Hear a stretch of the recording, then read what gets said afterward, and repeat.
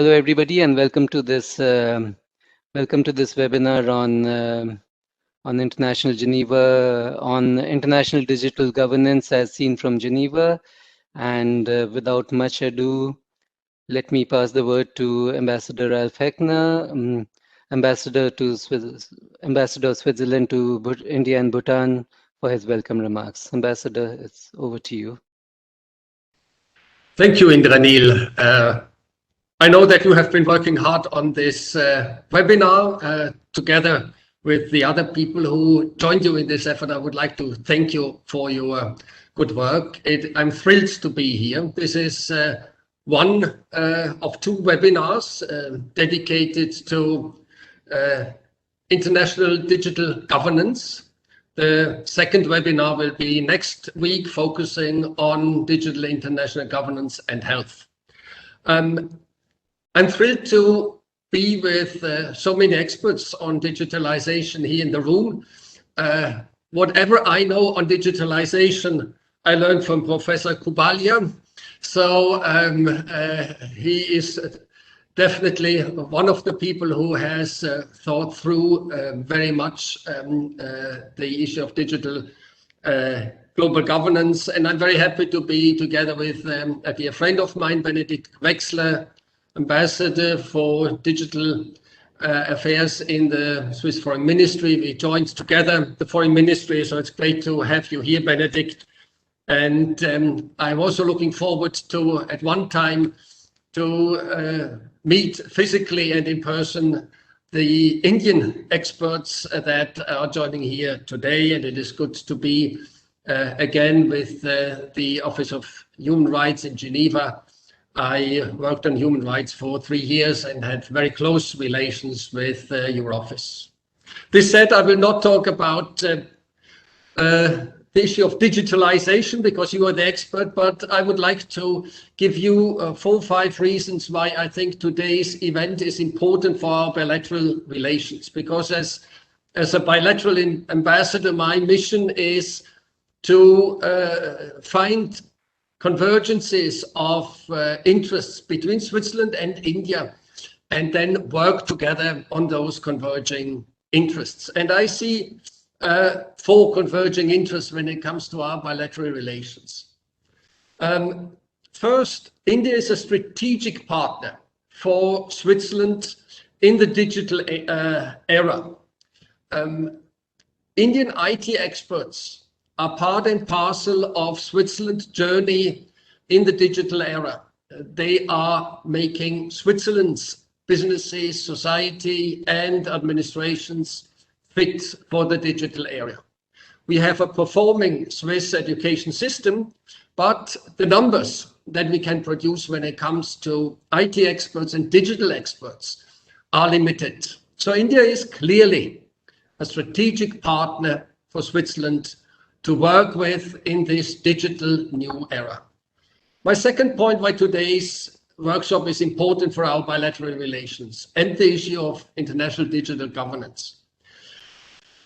India is one of the most important global players who will decide the future of digital global governance. I have been now 1 year in India, and I am impressed to see how the Indian government and Indian governments, one after the other, have been working on constructing the digital infrastructure in India for 1.3 billion people. So whatever the Indian government is doing for 1.3 billion people, it is done for 1/6 of the world population. And the actions of the Indian government will have a huge effect on the world when it comes to the digital space. India already today is one of the biggest producers of data, and India today already is a global data hub. And with that, India is definitely part and parcel of the 21st power struggle in the digital space. So I'm talking here about realpolitik, digital space and realpolitik. And Switzerland has an interest that India's policies when it comes to the digital space and digital international governance are close to Switzerland policies and interest in this field. There's a third reason why today's event is important for me as an ambassador to India, and that is both countries, India and Switzerland, are facing the challenge of digitalization and of the digital international global governance. We have rules for the maritime space, for the airspace, and even for space. But there are no real rules and conventions when it comes to the digital space. And then on top of that, this is the space where the big powers are competing for influence, and that is the space where the most important new critical resource of the world and to rule the world in the 21st century is being found, and that is digital data. Switzerland and India are democracies, and I think we have a keen interest together to see, to actively shape the international digital governance together. And for that, you need two things. You need a convergence of administrations, and you need a good place to do that. And when it comes to the convergence of the interests of administrations, I'm happy to say that the Indian Ministry of External Affairs founded and created an administrative unit within the Foreign Ministry dealing with new and emerging strategic technologies. This division, NEST, has a counterpart in the Swiss Federal Department of Foreign Affairs, and that is the digital division headed by my dear friend Benedikt Wechsler. And he will definitely talk more about his vision for this digital division that he is heading. And on top of this, the Federal Council, the Swiss government, came up with a digital foreign policy strategy, 2021-2024. And that gives us also a good foundation. The Federal Department of Federal Affairs in Bern and the Ministry of External Affairs here in India to work together on digital issues, on digital global governance. Because for both ministries, and that was the message that was sent out, digitalization is a foreign policy issue. And my last point is, there's a place where we can work together, and that is Geneva. Geneva has a proven track record to give the world a place and a way forward to deal with emerging global issues and technologies. With the emergence of the telegraph, we had the creation of the International Telegraph Union. That is today's International Telecommunication Union in Geneva. With the emergence of railways, we had the creation of the International Organization for International Carriage by Rail.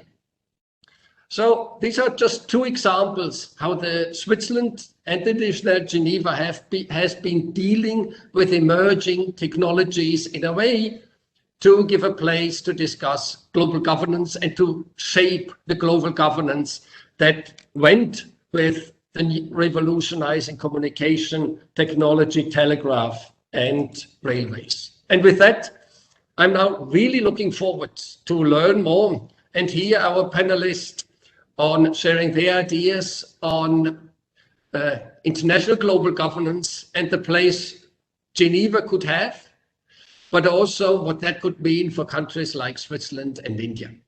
With that, over to you, Indranil, again, as our master of ceremony. Thank you very much. Yeah, thank you, Ambassador Hechner. And now it is my pleasure to invite Professor Jovan Kurbalia, the director of the Diplo Foundation and head of the Geneva Internet Forum, to set the scene for our discussions by giving us an overview of international digital governance and the role that Geneva plays in it. If there's one person who knows it all, I believe it is him. So, Professor Kurbalia, over to you, please, for about 10 minutes. Thank you, Indranil. Thank you, Ambassador Hechner. Thank you, Ralph, for painting this lovely canvas for our discussion today. And on this canvas, which you just outlined about these 4 priorities, I'll try to add a few points that can make it even more interesting, engaging, and ultimately beautiful. But before I start making linkages over these 6,400 kilometers between Delhi and Geneva, let me just tell you one personal reflection. I'm always honored, excited, and a bit nervous when I'm addressing Indian audience. And I feel like Catholic, like how Catholic feel when they go to Vatican, or Muslims to Mecca and Medina. And the reason is very simple. The current digital world, ultimately, with the history of about 15th, 16th centuries, was designed in the Hindu space. Whether it is Cambodia or India, but Hindu space gave us number 0. And I'm sure that my Indian friends are familiar with the songs about Sunya, Shunya, and the whole idea of that putting nothingness into numeric system. It moved from India, via Iran and Al-Khazri, after whom algorithm is called, Tunis, Fibonacci, who brought it to Europe, and everything else fast forward is a history. And now in this history, we come to Geneva. And Geneva is a place where technology meets humanity. It is a place where people have been gathering to discuss, as Ambassador indicated, what to do with the telegraph. This is how International Telecommunication Union was established almost 160 years ago. Later on, what to do with the technology in the wars. If you carefully analyze the origins of ICRC, you come back to the question of new machines for killing and how to regulate suffering on human beings. If you move fast forward towards ILO, International Labour Organization, and especially after the Second World War, intellectual property, world trade, you will always find an important technological aspect. Whether it was initially telegraph, telephone, radio, or more recently digital.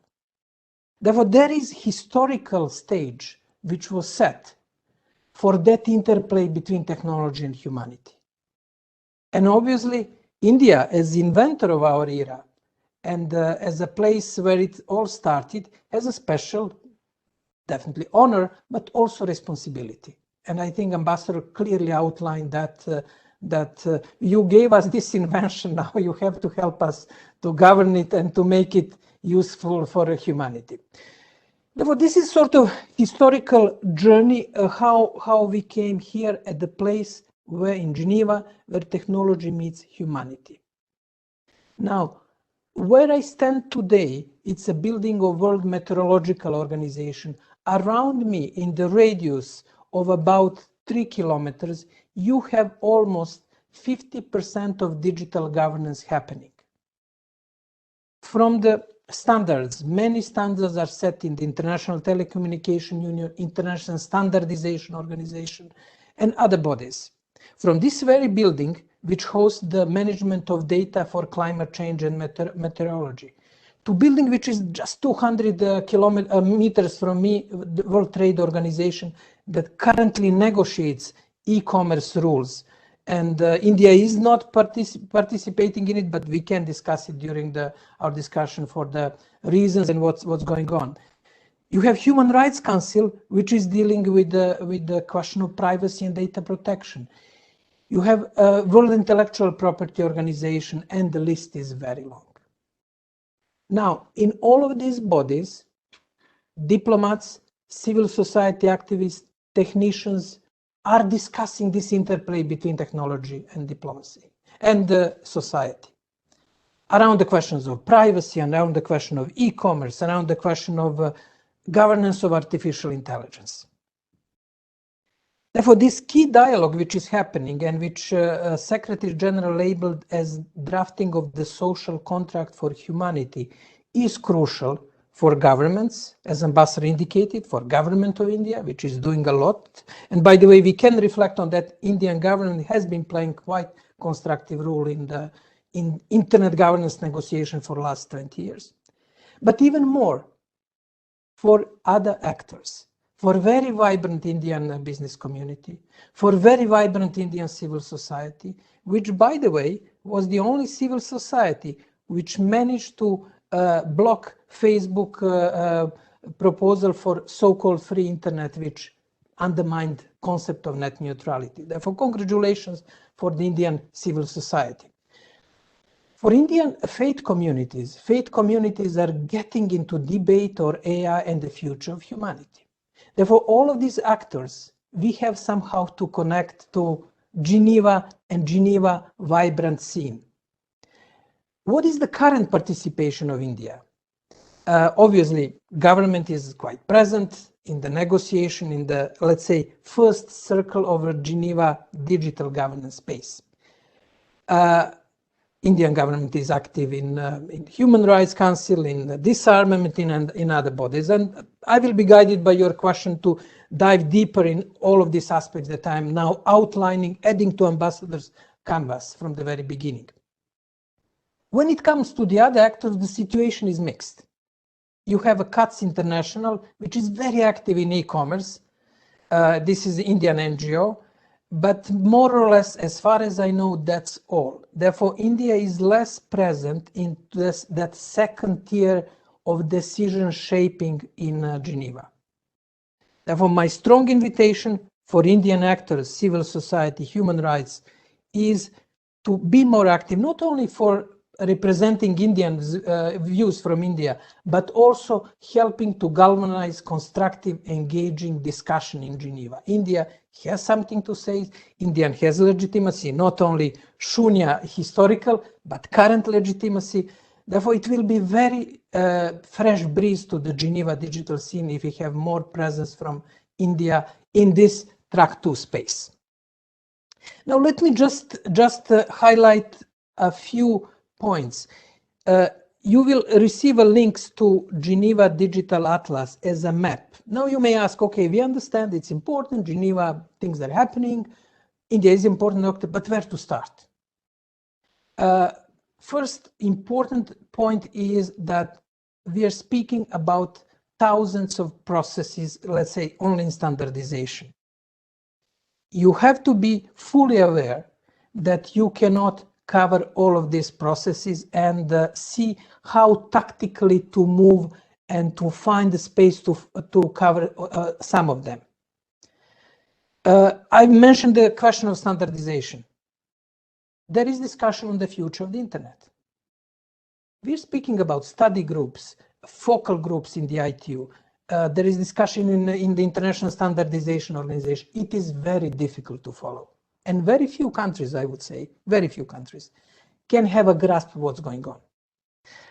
And this is the reason why Geneva Internet Platform was established, and I'm honored that Ambassador Benedict Wexler is today with us. He is one of the key founders of the platform, is to make a sense, to navigate, to give you pointers, to say, hey, this could be interesting for a small civil society organization. There is a dynamics in Human Rights Council, let's say on artificial intelligence or facial recognition.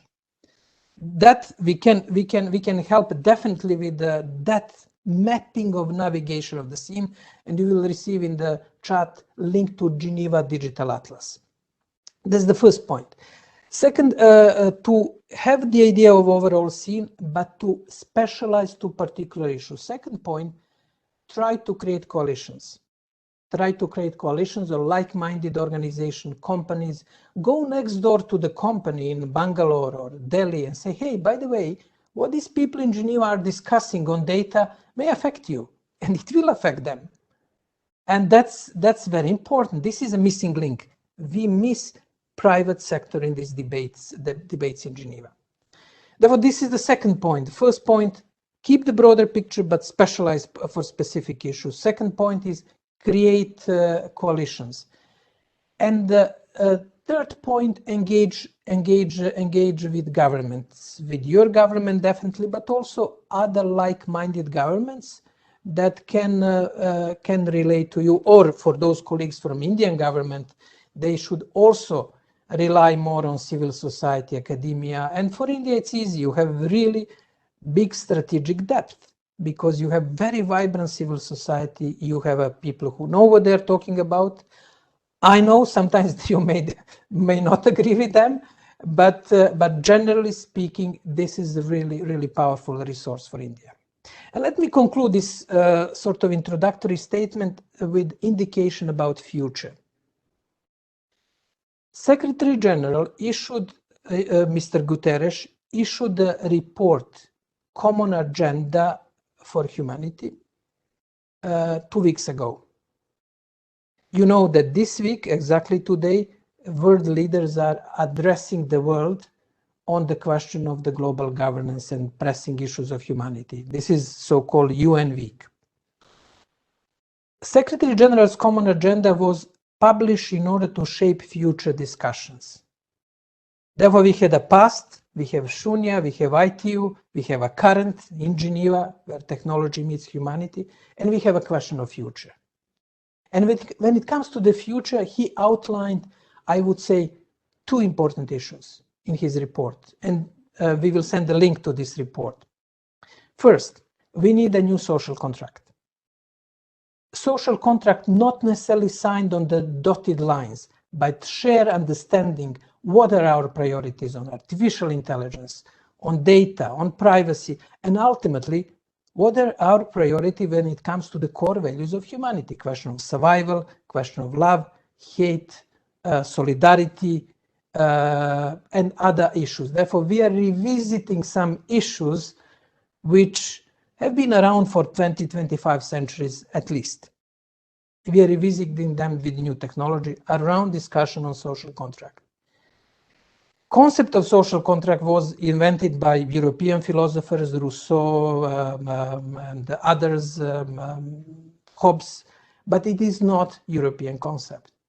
This is arrangement in society between people and rulers, what are the core values and how society would function. And India has a great philosophical tradition. Therefore, contribute to this debate around AI and other issues.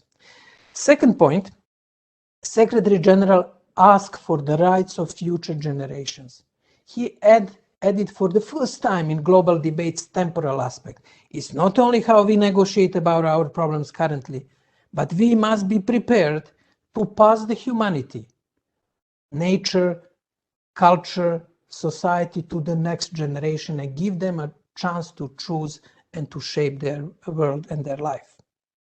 Therefore, he's proposing creating an ombudsman of the rights for future generation. Many of these issues are centered around digital, around artificial intelligence, around future of data, around future of our free will, around the question of the truth, which is increasingly shaped in digital field. And let me conclude with this point. You invented zero, shunya, you created this space. Now you have to be present in discussing these issues in Geneva, but also in shaping the future. Future around the new social contract and future around question of the rights of the future generations. What we can do from Geneva, you can consider us and you can rely on us as a contact point through the embassy or through other channels, which can help connect the dots between Indian space and these debates. Current debates, but in particular future debates about AI and social contract, AI and future and right for future generations. Once more, thank you for this great invention of number 0, and please be proactive and engage, as, for example, government has been doing for a long time, in this discussion which is beyond technology. It is discussion about what defines us as humans and how our future will be. Over to you. Thank you, Yuvan, for your intervention. And now hand over to Mr. Apar Gupta, who will moderate our conversation panel. Apar is the Executive Director of the Internet Freedom Foundation, and it's over to you. And to all our attendees, please do post questions that you may have to any of our panelists in the chat box. We will try to take as many as we can at the end of the conversation panel. Thank you. Thank you so much, Indranil, and I'm really excited for the conversation which is to follow.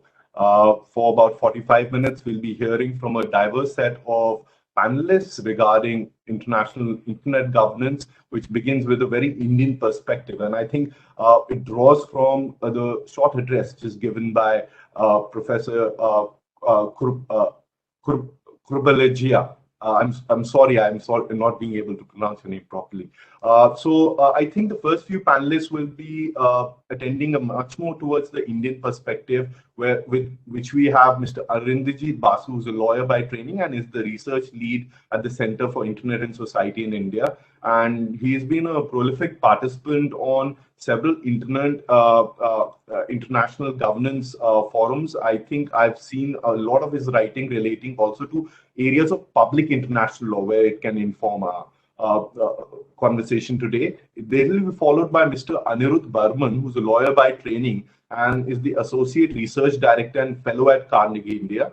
And he's also written extensively on the topic of digital governance. Anirudh, I have enjoyed reading several of your briefs relating to policy shifts which are occurring within India as well as the international impacts they're having. And I'm hoping to learn more from you, specifically in terms of the point which is being raised in terms of increase of participation from different stakeholders from India, including government, civil society, otherwise even the private sector, towards these much more international bodies where sometimes the conversations are incredibly complex, for instance, standards at the IT.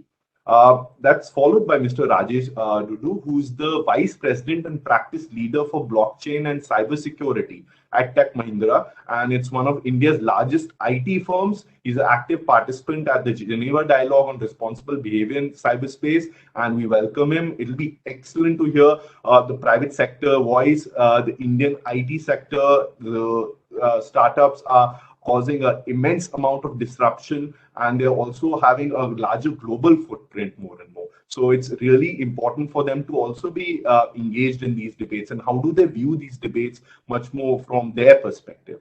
This is followed by Ambassador Wexler, who is the head of the recently created digital division at the Swiss Federal Department of Foreign Affairs. So it's great to see how all of this perspective from these experts from India sits within the Geneva platform as well, followed by Mrs. Wendland, who's the Chief for Business and Human Rights at the Office for the United Nations High Commissioner for Human Rights. So we'll have a great UN perspective, but also the core question of the very human impacts, the human rights impacts of all of these internet governance debates, which happen quite often and is lost. So I'm looking forward to this panel. I'll first invite Arinderjeet. Arinderjeet, looking forward to your remarks. Thanks a lot, Apar, and thank you for your very kind introduction. Just a quick note before I start. My internet was fine till about 10 minutes back, but in case I'm cutting out, please just let me know, and I'll try and figure something out. So in terms of my remarks, I think a lot of it will underpin what the three speakers before me have already said. To start off with, as Professor Kurbalia was saying, there are multiple regimes that regulate the digital space. There is security, there is trade, there is human rights, there is development. And I actually wanted to focus on security, although, as Ambassador Kurbalia mentioned, the one that is probably the most interesting right now is the one on digital trade and e-commerce. In fact, I was just finishing off a piece on India's role in some of the e-commerce debates, but perhaps we can discuss that later.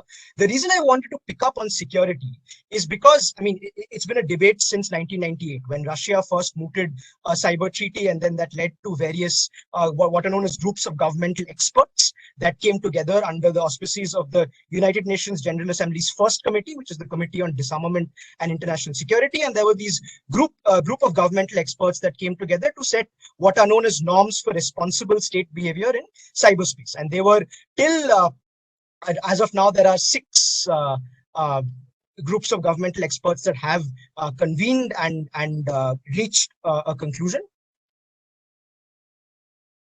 Sorry, I just wanted to check that I'm still doing okay. Please continue. You're audible and visible. It's working fine. Yeah, sorry, I was okay. If it lags, I'll let you know, Arindji. Okay, thanks so much. Yeah. So 6 groups of governmental experts. India has been a member of 5 of them. And the recent group of governmental experts was, I think, made concrete ground for several reasons. The most significant one was that after the report that was submitted, there was an annexure that was submitted by a number of states, including Switzerland, that actually clearly demarcated how these states believe that public international law applies to cyberspace. India has, of course, not submitted that annexure yet, but we hope that is, or at least I personally hope that is something that will be done to show exactly how India believes international law does apply to cyberspace.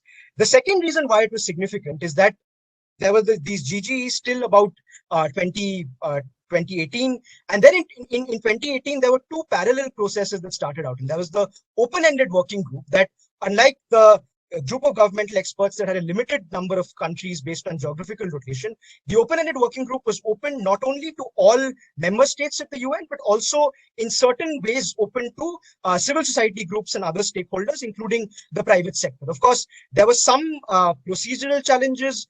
For example, if you wanted to participate directly at the OEWG, then you needed ECOSOC accreditation, and some civil society groups recognize that as a challenge. And of course, there is the while multi-stakeholderism is definitely invaluable, the challenge that has often been raised is that there is an opportunity asymmetry in terms of funding and other limitations that civil society groups from emerging economies and the developing world may face when trying to participate directly in these debates. So various kind of conversations around these formal gatherings, whether it is through discussions like this, whether it is kind of, there was an event in December organized by a number of governments called Let's Talk Cyber that had participation from academia and civil society. So really governments and civil society actors need to think about how not only do we commit to the multi-stakeholder model in security debates principally, but also how actually genuine multi-stakeholder participation can take place. Let me just end with a quick thought about why I focused on security in the first place.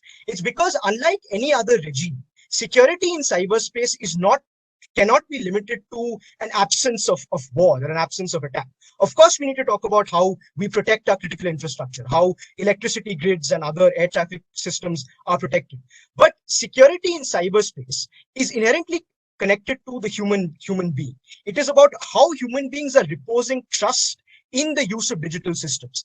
And for that, it's not enough to say that critical infrastructure is protected, while important as that may be. It's also about, okay, if I am reposing trust in the system, am I protected from surveillance, whether it is by private actors or by states or extraterritorially? And there it becomes critical for both constitutional frameworks within democracies like India and Switzerland and international human rights law to step in and regulate practices that don't harm security in the traditional sense, but harm this broader notion of cybersecurity, which can't be limited to the mere absence of harm, but also on how human beings interact with this space. And the recent UNGG report was significant simply because it actually pointed out that mass surveillance does violate human rights and made this hugely important connection between security and human rights. Let me end on that note about how the varying regimes on the digital space are connected. Democracies, particularly with rich constitutional frameworks, have a role to play, and for that there is major scope for cooperation between India and Switzerland, regardless of what the specific views are on a regime. So even if there are potential disagreements on, say, digital trade, that's fine, because ultimately it is the values that drive engagement, the values of democracy, the values of human rights that are much more important than what the specific views on a regime could be. With that, I'll hand over to Apar. Thank you very much. Thank you so much, Arindrajit. And just now, Anirudh, I'll request for your initial remarks. Thank you, Apar, and hello, everyone. And I'd like to begin by thanking Ambassador Hechner and the embassy for inviting me to be part of this discussion. And Apar, fortunately, my prepared remarks are more or less in line with the query you had raised in your opening remarks. So hopefully I can respond to some of that. So what I'll try to do is to present a very simple argument over the next 3-4 minutes about how participation in global digital governance can be strengthened from the perspective of a country like India. But I'm going to look at more of the institutional mechanisms rather than the substantive discussions. And why I'm doing that is because there are two aspects from what I perceive, two aspects of the idea of global collaboration on digital governance. And the main part is, of course, the dialogue on substantive rules and norms. How should data transfers take place? What are data access mechanisms that should be uh, uh, implemented at the local and global level? And these often take the forms of global norms, global treaties, but also domestic rules and regulations. And we've had substantive progress on some of these, though a lot of this needs to be debated more, and we are still in the process of evolving a lot of these norms. The other aspect that sometimes gets lost in this discussion is the discussion on the institutional structures that are going to monitor and implement a lot of these. And they are going to be the key participants in international digital governance going forward. So, yeah, civil society, NGOs, they're all important actors, but so are regulatory authorities and government departments. And the argument I'm presenting is that Indian participation on digital governance issues will become better only when regulatory institutions that actually implement some of these issues in India are actually strengthened. So Professor Korbalia spoke about the need for deeper participation by Indians on global dialogues.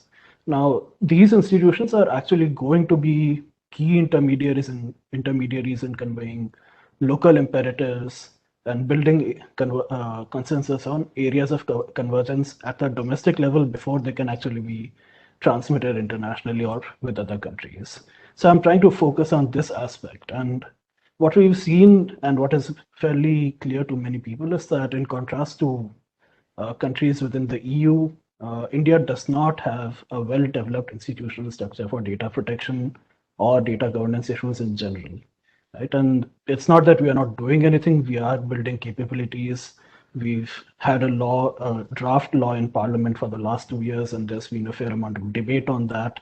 In the process of that, there's been a lot of discussion, convergence on key ideas and imperatives, both within government, within outside parties, and so on. But one of the things that this bill proposes to do is to set up a data protection authority. And in my perspective, at least, a body like a DPA would actually become a key repository of knowledge on data protection and digital governance in India. And this is not so much because of what the bill asks the DPA to do, but it's because regulators in India are also agencies that are created to become these nodal bodies or agencies that become repositories of information and capacity. And their key role is not just to provide independent regulation in India, which is of course a very important part of what needs to be done, but also to develop the capacities and the expertise to advise the government and to work with regulators globally and to help in the process of consensus building and convergence in areas like digital governance. Now, the problem is that the record of Indian regulators is not very good in general. Right? So if you look at indexes on state capacity and regulatory capacity, India ranks quite low. And compounding that is the problem that India does not have any prior experience of the kind of data regulation, data protection regulation that a number of developed countries have. So while we've digitalized pretty rapidly in the last 10 years, the institutional structures that underpin or that are necessary to actually make this sustainable over the longer run are still trying to cope with what's going on. And we are still struggling to come up with good answers on questions like data localization, encryption policy, data protection, right? And these are still in the process of being made. In addition, like I mentioned before, we do not have any prior experience of cross-sectoral data regulation. So we've had a number of sectoral regulators that look at these issues from a banking perspective, finance perspective, and so on. But we don't have a a 30-year experience of data protection regulation like many parts of the EU do. And I suspect many developing countries will be facing similar problems. So my recommendation or suggestion would be that one aspect of collaboration going forward should itself be on how do you build capable institutions, how do you build expertise on data protection regulation, on digital governance issues in countries like India that are trying to cope with the growth of the digital economy. But so many countries can actually potentially benefit from understanding how regulators in the EU have actually sought to identify the right problems to go after, right? And how they have then tried to actually build expertise on some of these issues. And an understanding of, say, for example, the internal organization of a data protection authority. What are the key processes? What are the key technologies? What mechanisms they use for actually building these kinds of expertise? These itself would actually help build the institutional capacity for more meaningful and more deeper collaboration on these issues going forward. So I'll just stop here. Thank you. Thank you so much, Anirudh. I think that's a very interesting point you brought up, that till we grow internal capacity, possibly our representation itself won't be informed, and it comes primarily from regulatory bodies. I think before we step towards Rajesh, I'd just like to also draw the attention of the attendees towards the chat box. And if you see there's a lively conversation happening there. You can ask for help. These are really good experts which have been gathered by the Swiss Embassy in India here. And reach out, ask them. And if you see that some resources are already being shared. So Rajesh, coming towards you, as a participant in these dialogues from the Indian tech sector, what's your perspective around participation, inclusivity, or the top themes which you think are much more important for the private sector?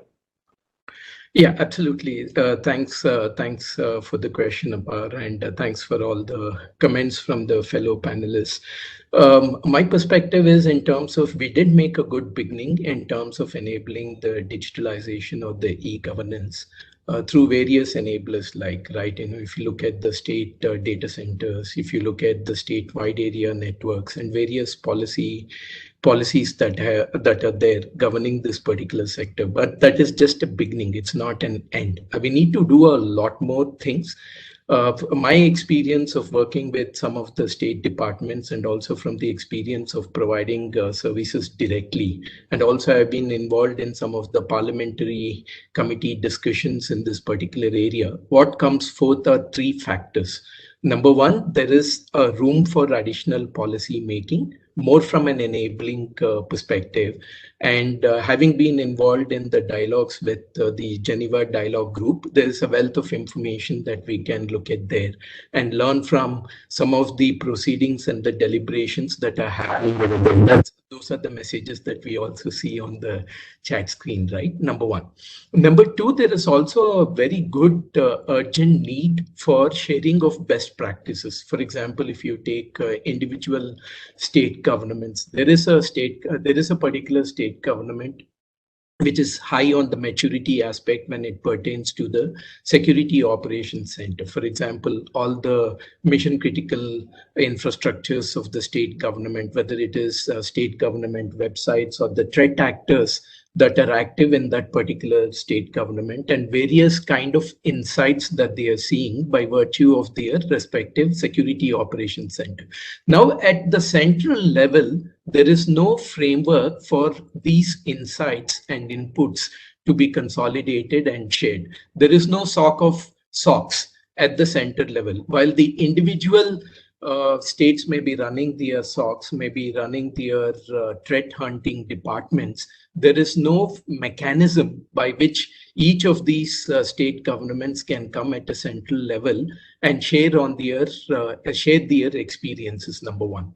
And even at the central level, for example, you have a very, very proficient IT minister in a particular state, and this particular minister has learned the hard way. There is no mechanism for this particular minister or the department to share their learnings, either the easy way or the hard way, with the others. So there is no task force at the center which can facilitate this. And this has come as a requirement directly from the policy makers. That's the number two. Then number three is also from a perspective of, if you look at the threat landscape at the national level or at the state level, there are a variety of malwares that go around, and there is a lot of intel that is lying in individual pockets.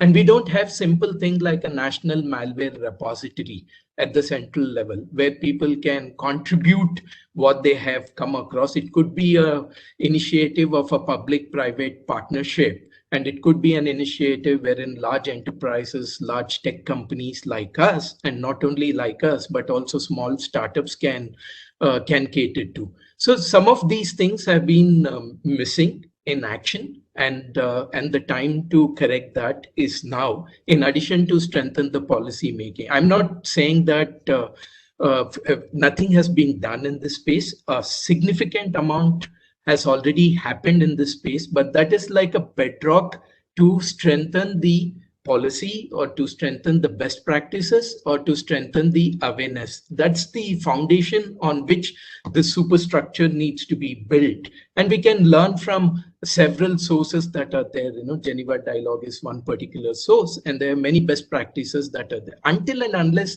this gets enabled through a little bit of a nudge from a policy making perspective, an extra nudge from framework for sharing the best practices, we won't be able to get there. And then this is an important space. Look at what is happening in this particular space. Supply chain attacks, we have never heard of. The cyber actors are going through private assets, and through the private assets, they're getting to the government assets. And we are in a stage where you don't do anything, you don't click on any URL or any link, still you are susceptible to attack, what we call as the zero exploits, right? And that is what the Pegasus noise around Pegasus has brought to the picture or brought to the limelight. So these are the advancements that are happening in the cyberspace currently. Until and unless we do something urgently in that space, we'll only be left behind. And that can be done in cooperation or in a public-private kind of a cooperation where everybody can contribute. So those would be my comments about.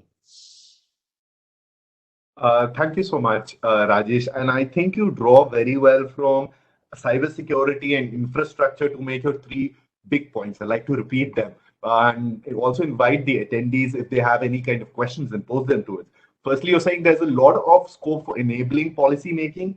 Secondly, the learnings which are being done on the state level need to be upstream to the federal level. And the third is that possibly a much more proactive role at the federal level, again by cybersecurity around malware, for instance, and ODA attacks. And I think a lot of these learnings you are saying also may come from international forums. So it's not all upstream towards international forums. Capacity building and learnings can be shared through this.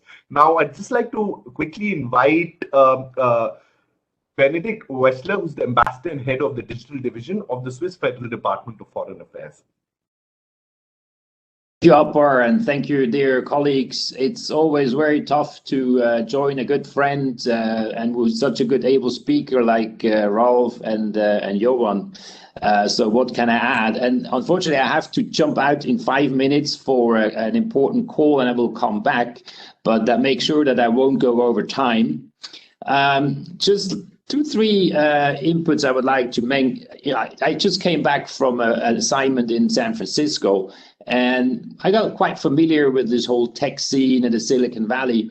And what we always have to keep in mind is these people wanted to make their own world without governments, their own rules. And I think, and now, they were caught up by the real world, and they have to face with this. But we as diplomats, when we think about digital governance, we have to take that into account, because these are sort of two different worlds that are coming together, and we have all interest that they don't collide, but that they come together nicely, so that we can also all take advantage of the beautiful tools and the great potential this digital era gives us. Another point I wanted to make is when we start to think about governance, rules and procedures, formats of decisions, we should always bear in mind that we are not killing the innovation, but that we are enabling the innovation. I think that's also something where Switzerland has learned some lessons, and a good one is actually when you look at the drones regulation, which in Switzerland has been developed very early on in a very practical way, which gave some certainty, security for the users, but also for the producers, for the researchers, which has led to an increasing sector in the drones, which apparently didn't take place in the US because there the regulation was sort of, almost killing all the application because all the lawyers were saying, oh, way too dangerous, we have to stop this. So I think that's also something that we have to keep in mind when we think about regulation in the digital field. And I think that's also something where I come back to Geneva, because Geneva is a place where we talk to everybody and where there's also a very practical spirit. Think about the ICRC, the Red Cross. Of course, we would all love to make war impossible and that war would disappear from this world. But they said, well, we can't make it disappear, the wars, but at least we should make it less harmful for everybody. And maybe then we arrive at our objective also to finally get conflicts and wars off this earth. I think that's also a spirit which should guide us when we talk about digital governance. And another point is you mentioned the ILO, and it's true, the ILO also invented new formats, and I think that's also what we need in this digital age. We need new formats where we meet diplomats, researchers, developers, companies. Think about developer festivals, or like the Mozilla Tech Festival, where these people, they are actually there also elaborating governance. And talking about the ILO, they said, if we want to help humanity and improve the situation of the worldwide labor force, we have to have the employers and the trade unions on board. And that's why they made a tripartite council where governments, labor unions, and employers were sitting together to talk about new rules. I think that's also something we need in that space. And then my final point is really, the digital foreign policy of Switzerland, and that's laid down in our strategy that I have the privilege to implement, is that it's not an end in itself. It has to support very important policy tools. And now the most important tool or goal would be the Agenda 2030 and sustainability. And I think we have to find all the ways how we can use the digital tools in order to promote Agenda 2030, the SDG goals. And that's why also I'm very happy that actually the second webinar is talking about global digital health and the governance that we need in that. And I think then we can be really satisfied when we manage to develop, on the one hand, a good governance, good rules, good procedures, but also bring it into a field where we can achieve other policy goals like the sustainability and the Agenda 2030. And of course, there also India for Switzerland is a very strategic, important partner. I think, and Geneva offers the operational basis to work there together. So I thank you very much, and I'll join you right later on also for the discussion. Thank you.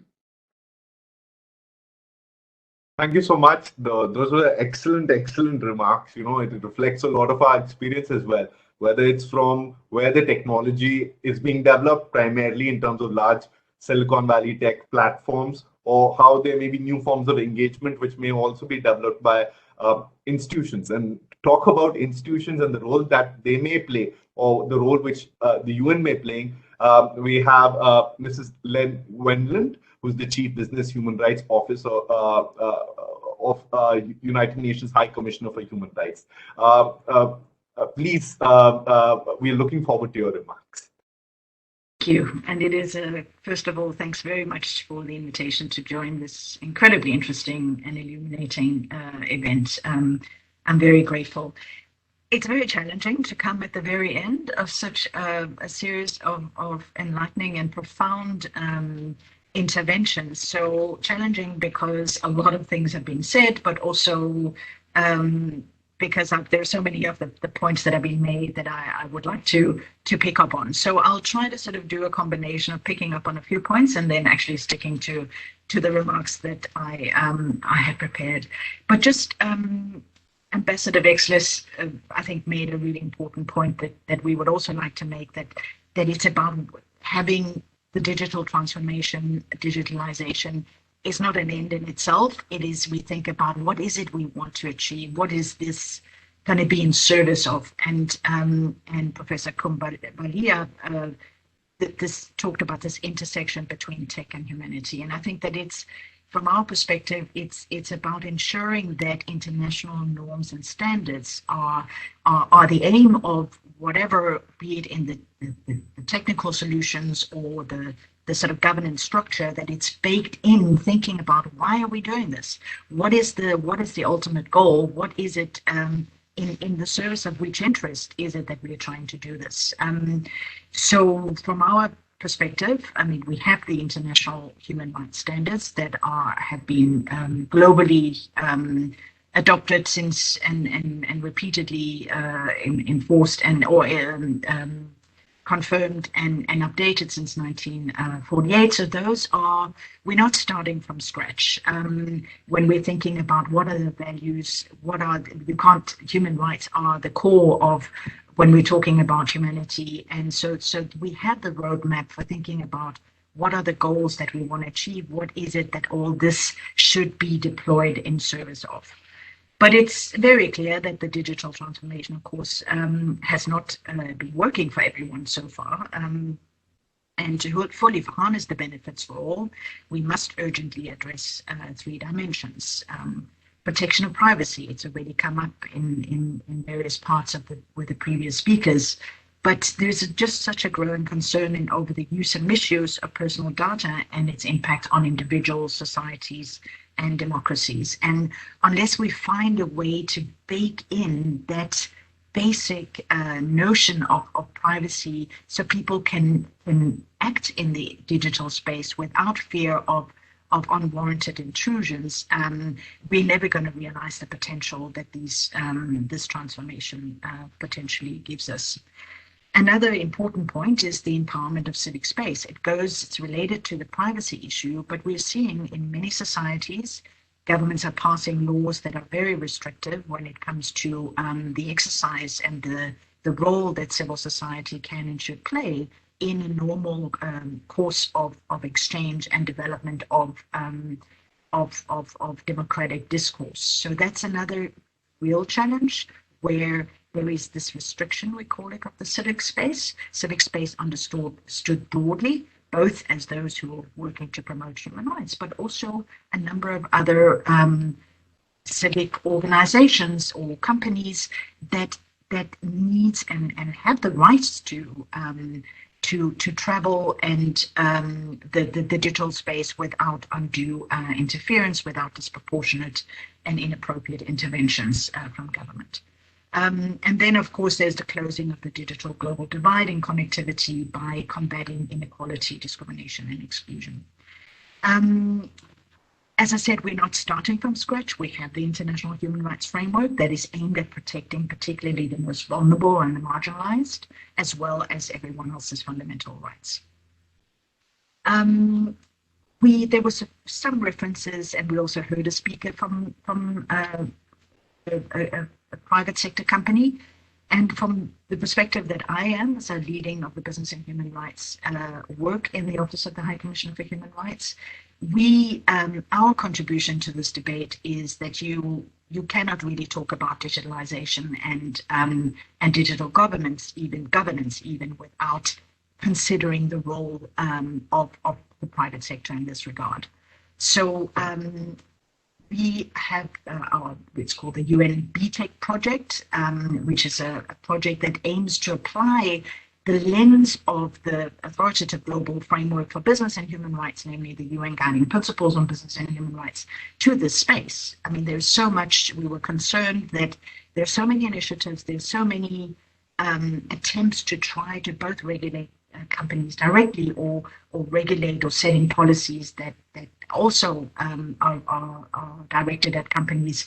And it's as if we were starting from scratch, as if we were reinventing wheels. And we think with the existing framework we have, the UN Guiding Principles, applying that lens to all the measures, be it policy, be it regulation, be it in relation to specific technologies or in relation to specific challenges or risks like privacy or freedom of expression or whatever, we actually can use and apply this lens and see how far that gets us, and then start thinking about new standards if and where we identify that there is a gap. And the UN Guiding Principles were developed over a global 6-year process with a very active involvement and support from the Indian government, I should say. They were unanimously endorsed by the Human Rights Council, so all member states, in 2011. And some of the advantages of and the legitimacy that comes from the Guiding Principles is that they are the result of the 6-year global consultation with business, civil society, trade unions, and governments, who all welcomed and endorsed that this is the right way to think about the role of business and human rights in different contexts, including in tech. Tech 10 years ago, of course, was slightly less prominent than it is today, but it was still the same principles apply. They constitute a global normative framework with a strong political foundation and stand for what we famously termed principled pragmatism. So it takes into account a 21st century global governance model that both keeps governments clearly and firmly in the picture, but also recognizes the distinct but complementary responsibilities that companies have, but also the impact and the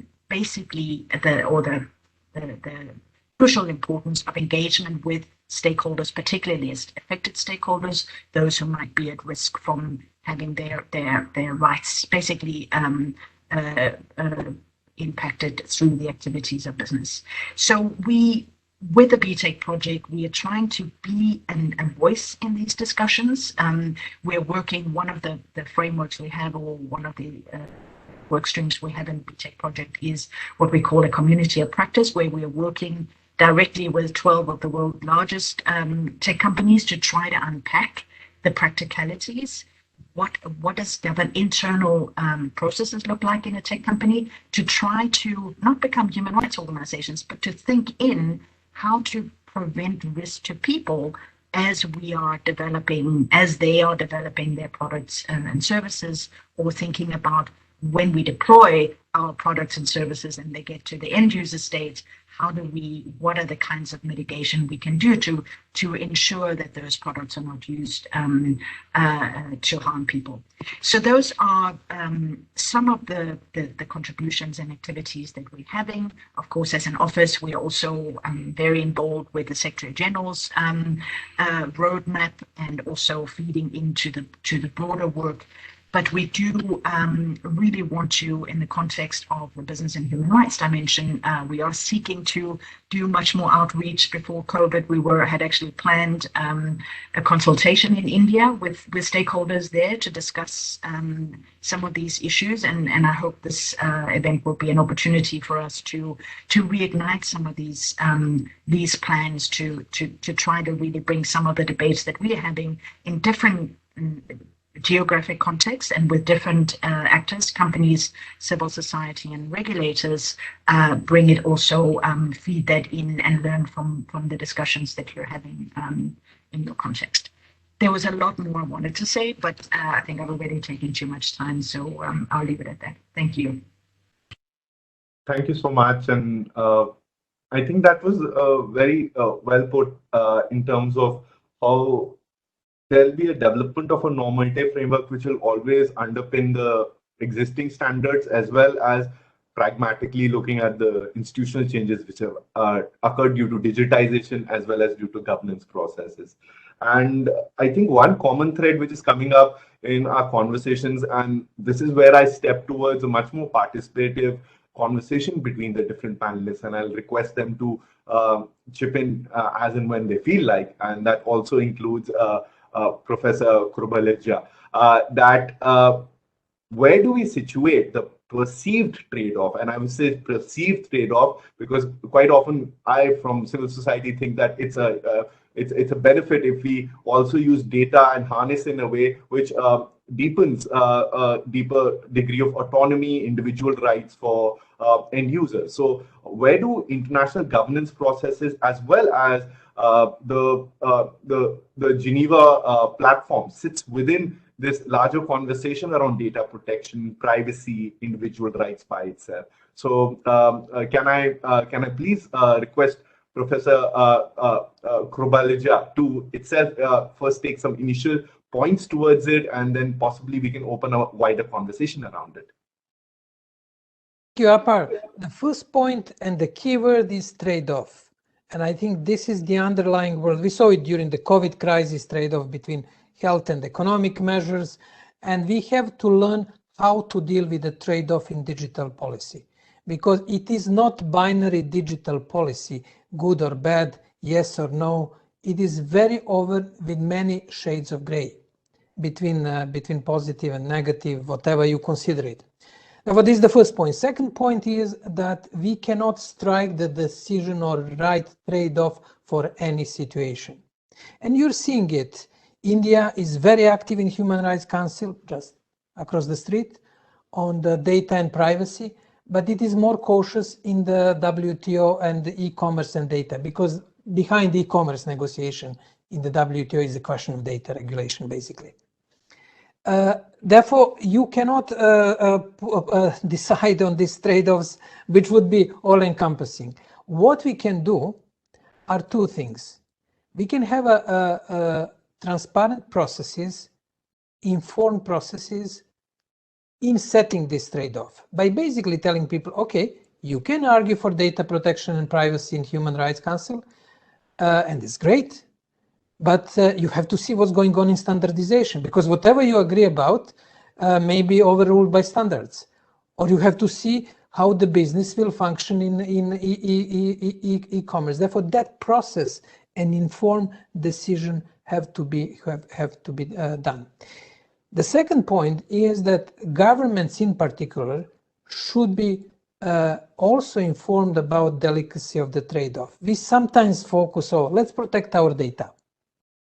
And I know it's a very vibrant discussion in India because India is a big country, it's a superpower when it comes to data.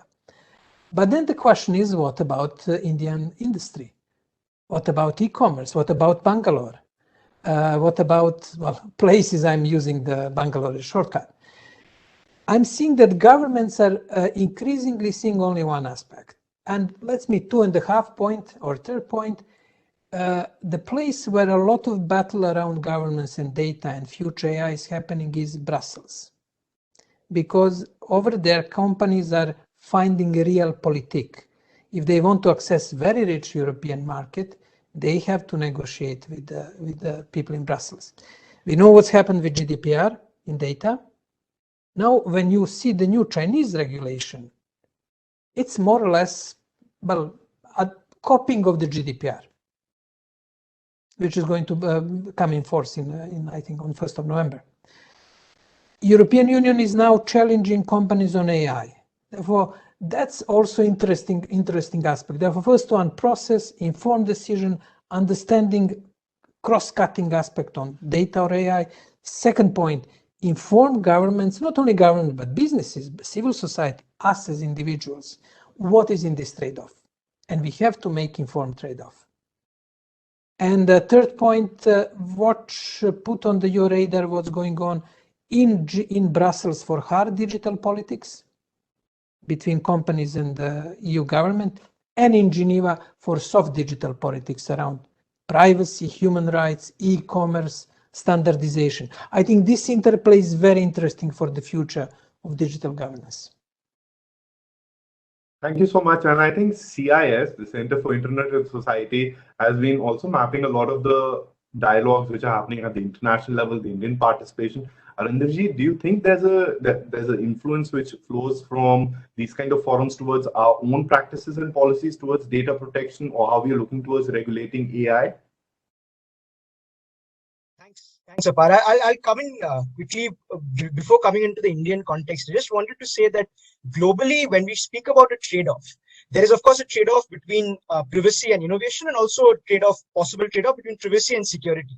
and I think when it comes to especially global surveillance practices, it has been a dogmatic inevitability that the national security end of the trade-off is something that is possibly considered more significant than the privacy trade-off, at least when governments have negotiated this at global fora. And of course, there have been multiple resolutions passed at the UN level calling out the problematic consequences of surveillance, but the outcomes have largely been limited to procedural safeguards rather than actually saying that surveillance or actually auditing the national security benefits of surveillance versus the individual and group costs in terms of the rights that are there. So when we talk about a trade-off, there needs to be a fair audit of both sides of that. And I think that's where, as all the speakers have referred to before, India can play a crucial role because the regulatory regime in India is still at a nascent stage. So both in terms of technological innovation, in terms of how India manages its national security, and in terms of how India ensures that the data protection framework, both when it comes to engaging with the private sector and with governments, and of course surveillance is not just by one's own government, but there is this proliferation of extraterritorial surveillance by a number of countries. So how does the citizens of India, that include industry, that include individuals and communities, how do they benefit? And the only way they can benefit is if there is a fair audit of both ends of the trade-off. And I think that is a conversation when we say there are X national security benefits of surveillance, often the response is that the national security benefits are expertise that the intelligence communities possess. But because it is intelligence, it is something that is not often publicly debated. And I think that there needs to be a fair audit of the trade-off, both within India and in other parts of the world, especially for countries that have a rich constitutional framework and, of course, the democratic fiber that, as I was mentioning before, both India and Switzerland do possess. I'd like to go back to Mrs. Wenland, and there's a link she posted here about BTech, the BTech project, and I quickly linked. I just clicked on it, and it also shows that there's a certain degree of thinking also happening with respect to access to remedy in the tech sector. To what extent are business practices also relevant in these kind of conversations around data surveillance, informational limitation, where national frameworks quite often, like in India, may not be that developed and may be at a nascent stage? Access to remedy, it's a core part of the guiding principles. It talks about the role, the duties of states, the responsibilities of business, but keeping firmly in the picture that this is about people, and where people have been harmed, they have a right under international human rights standards to an effective remedy. And the guiding principles elaborate on both state-based mechanisms, courts, administrative bodies, but also sets out what is expected of companies if they have caused or contributed to harm.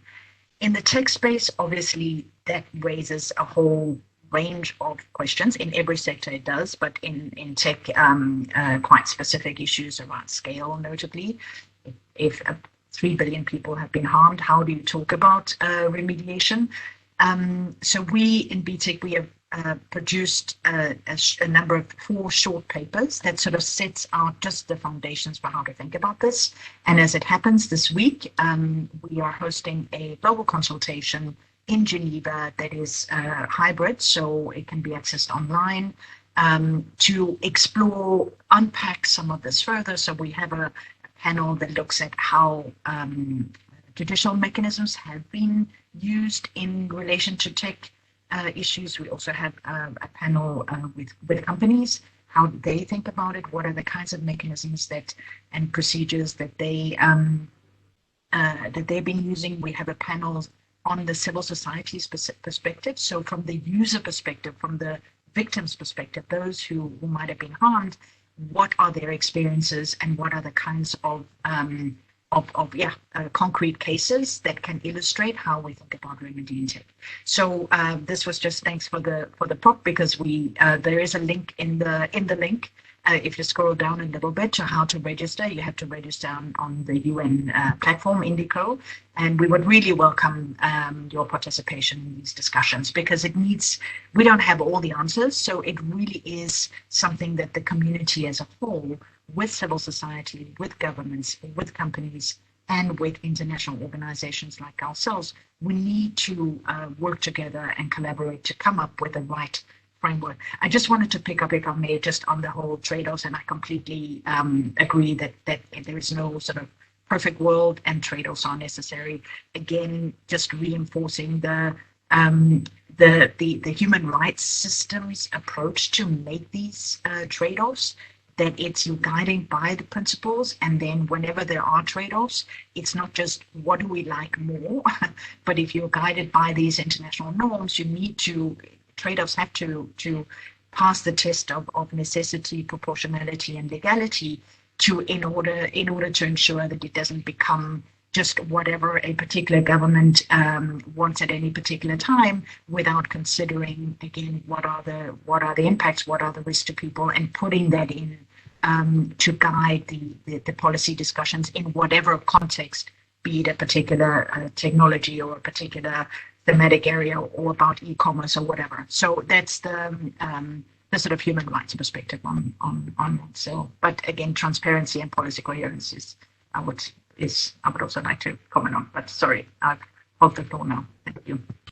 No, thank you so much. I think what's really seeped down from this panel is there are multiple interests and there are choices being made between them. And Rajesh, just like to hear your perspective also. For instance, quite often we, with respect to data protection, hear about the trade-off between innovation, not security, but innovation, private sector ability to possibly deploy newer products and services, and why they may require certain exemptions.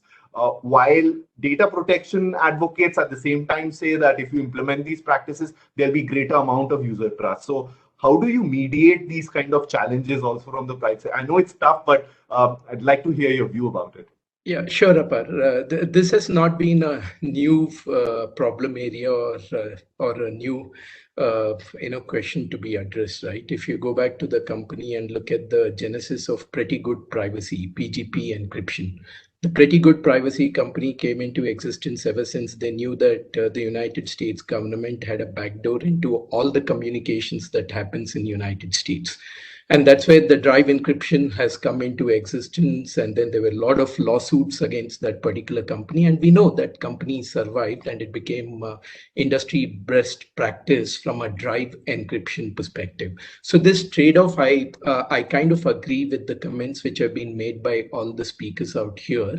It is a trade-off between accountability and responsibility. Right, and look at the advent of the newer technologies that are there in the world on the horizon. Blockchain as a technology has come into existence because the computer scientists in 1980 wanted to reduce the role of government and interference of government in communications. They wanted to make communications a private affair, and that has led to the advent of blockchain as a technology, and it is being used for both positive purposes as well as negative purposes.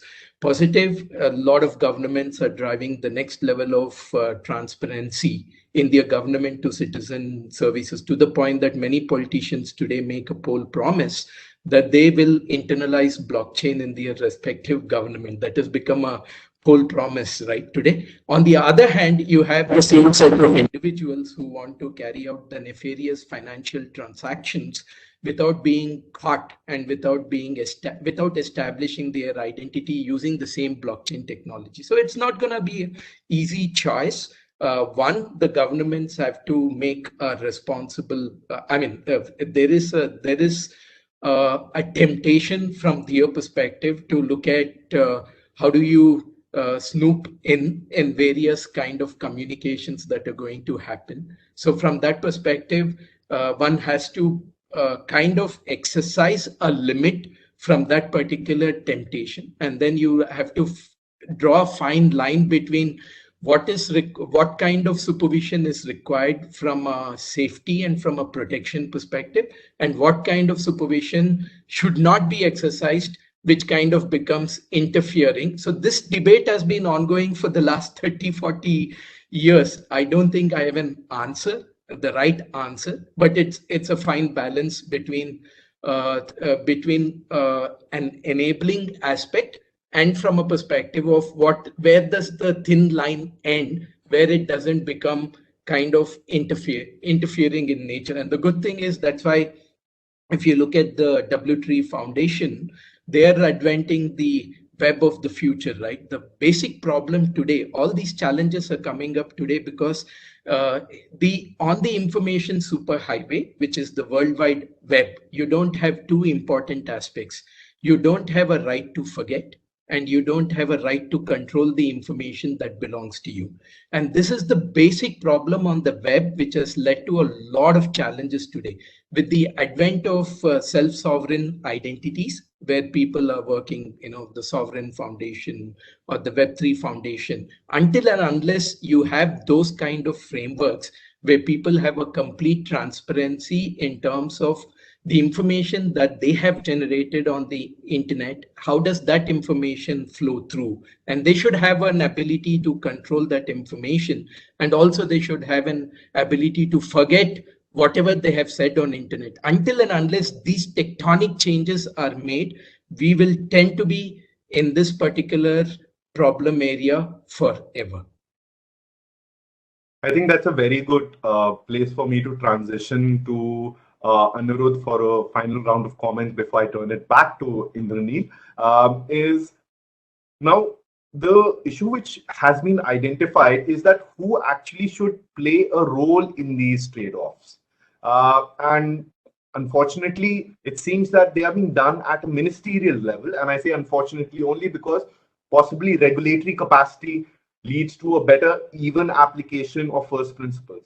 So given that there's a heavy influence under our present draft of the data protection bill, which is still a proposal from the EU GDPR, what are certain deviations we are seeing in terms of from what are GDPR standards or much more global standards to how we are looking at data and this trade-off, Anirudh? Thanks. That's a good question. I would like to preface it by adding one layer of complexity to the whole trade-off issue, which is, for example, trade-offs are even more complex when you consider local necessities.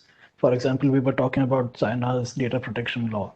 Now, yes, it is modeled on the GDPR, but it has some very interesting deviations, specifically with regard to data localization and restrictions on Chinese companies who want to list abroad. And if you have the data of 1 million or more local citizens, you have to get prior clearance from the domestic regulator, which is not something the GDPR requires or many other data protection laws require, right? And in India's case, there is an innovation privacy trade-off, but there is also the imperative for innovation because poor countries like India need innovation much more than richer countries, right? Because we have to have productivity gains at a higher and a faster rate, and therefore we are hungrier for innovation so that we can actually leapfrog and create economic productivity.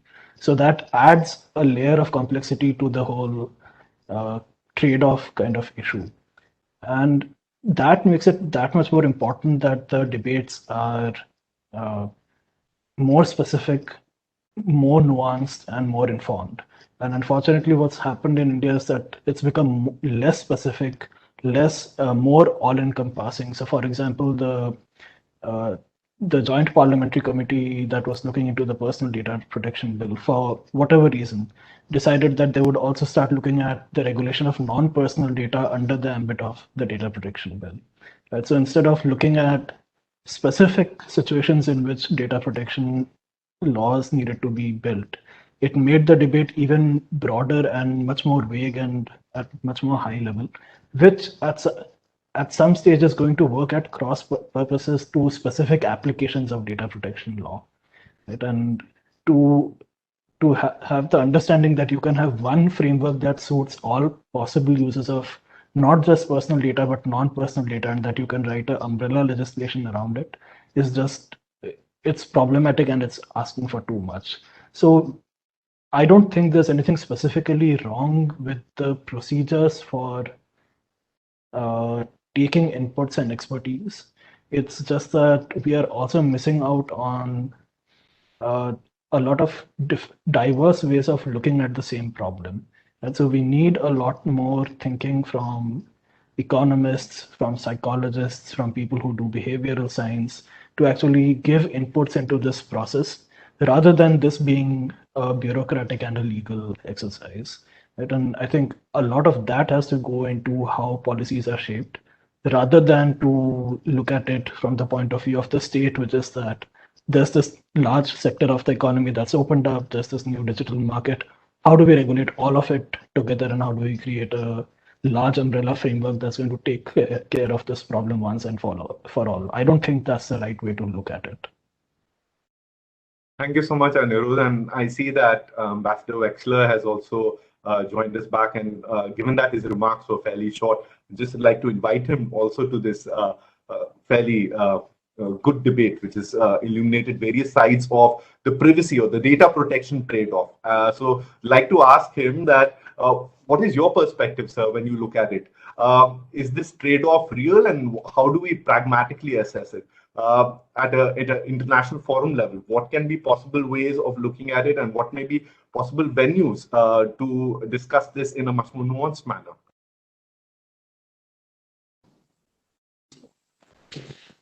Thank you, Alpar. Well, I think what is very important that we can create trust for the data, and that we can also give the people, again, some ownership over their data. And there's one initiative that we are working on. It's the digital self-determination and trustful data spaces. And I think that is, for me, two of the keys that we have to achieve, so that we can really use data as the resource of the future, because people must feel comfortable that others are using their data, and that they also have the trust in it. And I think, we have the World Data Forum, which is taking place beginning of October. And I think there will be some very interesting ideas about how we can move that agenda further. But I think it's, it's also important to see what of the offline governance can be used for the online governance. And I think the basic principles of privacy, of human dignity, should prevail. And I think also in the human rights field, we'll find a lot of answers to these questions. So I think also in Geneva there are formats that can bring new solutions to these challenges. Thank you so much. I'd like to thank all my panelists, all the attendees who've been showing great patience. And I'm turning this back to Indranil. Indranil, thank you so much. A big thank you to Ambassador Hechner as well, and the Swiss Embassy in India. Thank you, Apar. Thank you, everyone, for a fascinating discussion. I know Ambassador Hechner has to leave soon for his next meeting, so Ambassador, the last word to you, please. Yeah, thank you, Indranil. Again, a thought-provoking discussion. I especially like the trade-offs and what was said lastly by Ambassador Wechsler. This is the digital space, and quite some questions that we are now answering when it comes to the digital space have been partially already answered in other arenas and spaces. So I think these are two things that I take out of the panel for me, and it was also fascinating to have the perspective of so many friends from India on this important issue. And yeah, I think it reinforced my conviction that we have quite a potential to work together in the arena of digital international governance. So with that, thank you all for making time for this event. I'm sure this will not be the last conversation we'll have. Thank you.